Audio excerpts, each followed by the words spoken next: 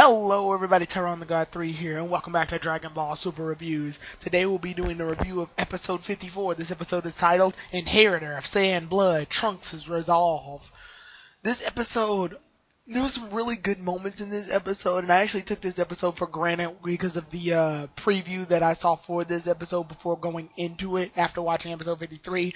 Also, I apologize that this review is a little late. I am still outside of the state, well, outside of my state. I'm in Florida right now, Orlando, Florida, and because I'm on vacation, I decided I was going to go ahead and still try to do the reviews, just to get them out. Plus, I know I don't think we get an episode this week of Dragon Ball Super, unfortunately. I think we have to wait till next week.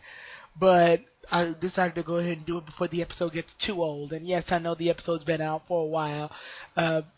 So anyway, this episode. I took this episode for granted a little bit because the only thing I really got to see out of this episode was the training between Vegeta and Trunks. Like, I knew they were going to train, and I was a bit iffy because Vegeta went Super Saiyan Blue during the training, showing that there's a large gap between Trunks and Vegeta in terms of just raw power.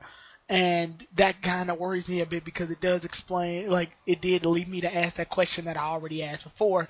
How are they going to close the gap between Trunks' power as well as Goku and Vegeta's? Or are they going to even close the gap? And it does tackle some things that I was thinking about while watching this episode that Trunks brought up. So, when the episode starts, we actually see Goku and Whis and Beerus have come back.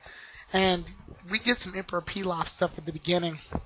And I gotta say, I watched this episode more than once for several things. One, basically for the review. And the second time around, I just skipped the Pilaf stuff. I had to. The first time I watched it, I had to bear through it. But the second time, I went ahead and skipped it. Honestly, I'm starting to think Pilaf and his gang have overstayed their welcome, and it's kind of annoying when they do stuff, especially considering the fact that Bulma should, in theory, know who Emperor Pilaf, Shu, and Mai are. Even though they've gotten younger, it's still hard for them to differentiate themselves that much from their older counterparts. They still look the same, with the exception of, maybe Mai, because Mai can, Mai had a different outfit back then, but still, it's no confusion to see exactly who is who in each timeline, and it just bothers me that Bulma hasn't even put the pieces together yet.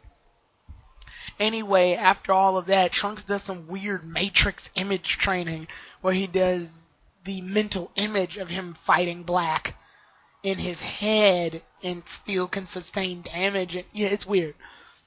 None of the Z Warriors have ever done this type of training ever before, with the exception of probably Yamcha Tien, Krillin, and Puar, and Yamcha Tien, Krillin, and Chaozu.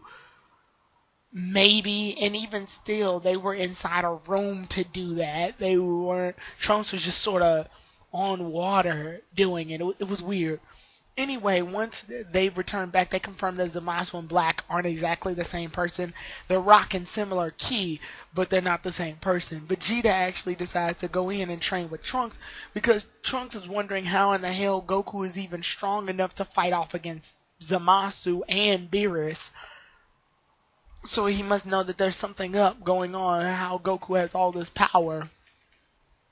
After that, we go to my favorite part of the episode, and my favorite part of the episode here was when Zamasu and Guasu end up talking to each other, and they actually look upon a world that just developed these, dinosaur-like people. And I know the subtitle says human, but actually Geekdom goes in and makes a video where he explains that Ningen are referring to mortals. Any sentient living being that can talk, communicate, walk, breathe, have feelings, things like that. Those are Ningen, mortals. Anything with a sentient being that can live in a society are known as Ningen. So, with that said, Zamasu really hates Ningen, living beings. And with that said, he wants this new being of dinosaur people to just go ahead and be wiped out. There's no point in having them. They're way too violent. They'll wipe themselves out before anything else. Guasu gets a little pissed. And I love how the way you act is how the way the tea can affect the way the tea is made sometimes. Kind of show how any slight tainting of your mind or stress or anything can influence what you're doing on a daily basis, because the tea does taste a little off according to Gowasu, and it's because he had those thoughts. And because Gowasu wants to go ahead and like see how the dinosaur people will play out several years afterwards, he decides to go ahead and use the time rings so that he can shoot forward 1,000 years to see how they act, because they're supposed to be overseers, not destroyers. That's Beerus' job. So Zamasu and Gowasu actually go in and take the time rings, and they actually explain, sorry about the plane or helicopter, they actually explain what the green time rings do, because I knew the silver time ring is the one that actually lets you go through time. It's the green ones I was always confused about. The green ones are there to show examples of times where different people have gone back in time and made a new universe. That means one of those time rings has to be representative of when Trunks went back in time in order to defeat Mecha Frieza and stop and help Goku and the others with the android threat. That means one of those time rings has to belong to Trunks. I'm glad there's multiple to show that Trunks wasn't the only screw up too. This has happened before, which is why they forbidden it. So they also confirmed that they can only go forward in time, not backwards. This makes sense because if you go forward in time, you can't screw anything up, because then you can't alternate anything. Alright. Like, we've established that. So they actually shoot forward 1,000 years in time, and a society for the dinosaur people has sort of been built, but it's still really primitive and violent. And at this point, Zamasu says, yeah, like I said before, living beings suck. Like, mortals suck. So this gets Gowasu a little curious, and I like the way that they actually went back in time. Only people rocking the Kaioshin Patara earrings can do it. And I love that they actually pay attention to the fact that if Zamasu had wore his Patara ring on the different side, he would have fused with Gowasu. At first I was thinking, oh, if he wears the Patara earring on the wrong side, it won't affect anything, simply because this is a different universe, different gods, different rules. But no, they actually still follow that we'll fuse together thing, and I love that they made a call to it, because it could hint at another thing. Last video I said Gowasu could probably be black and not Goku, due to the fact that they have similar ki but not the same ki. Now I'm thinking maybe Zamasu and Gowasu fused, and Zamasu is using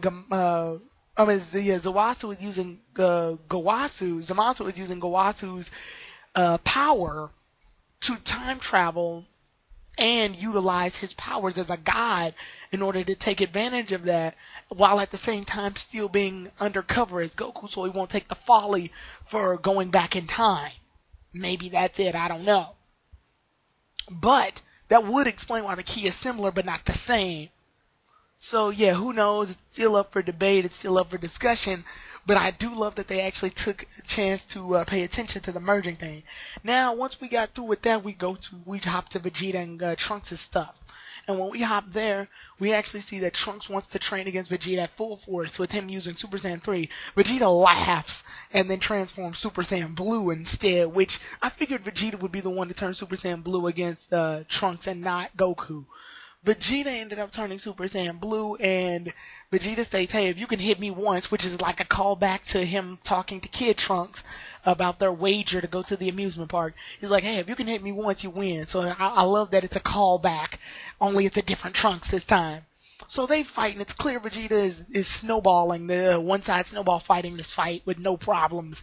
And yeah, so Trunks can't win. But Trunks does confirm, hey, if Vegeta and Goku are able to reach these levels of strength, I don't even need to fight. This pisses Vegeta off, because Vegeta's like, hey, you're not supposed to be settled with just me and Kakarot being strong enough. You are supposed to rise above all of this. That way you don't have to keep coming back here to call us for help. So Trunks then accepts that, and he actually lands a sucker punch hit on Vegeta on his head while he was off guard. And the episode basically ends around there with Zeno asking to see Goku. And yeah, so overall the episode was really good.